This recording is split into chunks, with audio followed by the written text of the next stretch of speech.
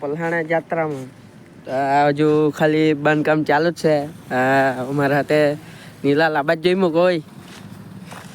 આ ચોકડોળ ને તઈથી હિંચકો ના મહાદેવજીનું મંદિર.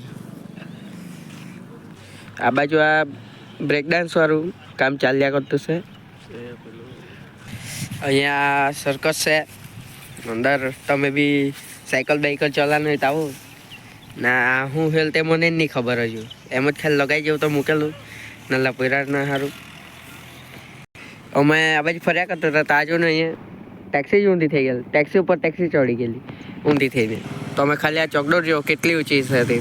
આ હિંચકો ને એના બાજુમાં પહાડ તો બ્રેક ડાન્સ.